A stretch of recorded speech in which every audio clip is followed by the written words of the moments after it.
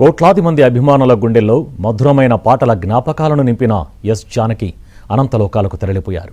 కర్ణాటక ప్రభుత్వ అధికారిక లాంఛనాలతో బ్రాహ్మణ సంప్రదాయంలో ఆమె అంత్యక్రియలు నిర్వహించారు.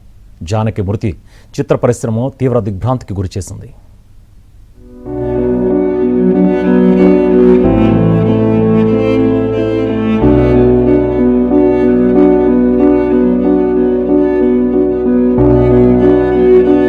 గానకోకిల ఎస్ జానకి అంత్యక్రియలు ముగిశాయి. మైసూరు సమీపంలోని కనియరహుండి గ్రామంలో ఉన్న ఫామ్ హౌస్లో ఆమె అంత్యక్రియలు బ్రాహ్మణ సంప్రదాయం ప్రకారం జరిగాయి. కర్ణాటక ప్రభుత్వ లాంఛనాలతో ఈ కార్యక్రమం ముగిసింది. పోలీసులు గాల్లోకి కాల్పులు జరిపి గౌరవ వందనం సమర్పించారు.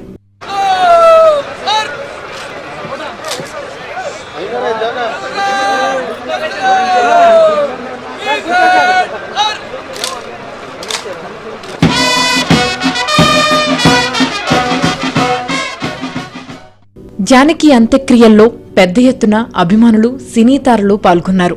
అంతకుముందు లెజెండరీ సింగర్ చివరి చూపు కోసం అభిమానులు పెద్ద ఎత్తున తరలివచ్చారు. అభిమానుల సందర్శనార్థం ఆమె పార్థివ దేహాన్ని మైసూరులోని మహారాజా కాలేజీ గ్రౌండ్స్లో సాయంత్రం వరకు ఉంచారు. అనంతరం కనియరహుండి గ్రామంలోని ఫామ్ హౌస్కి పార్థివ దేహాన్ని తరలించారు. అందరికీ మ్యూజిక్లో ఎక్కువ ఉంది.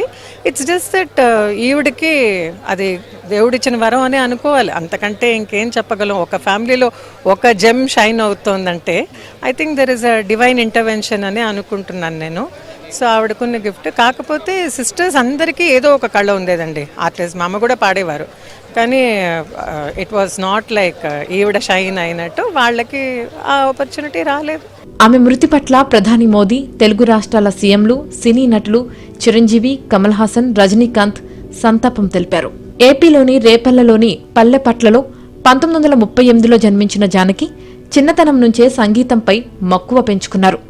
1957లో తమిళ చిత్రం ద్వారా కెరియర్ ప్రారంభించి ఏకంగా 17 భాషల్లో 50,000కు పైగా పాటలు పాడారు.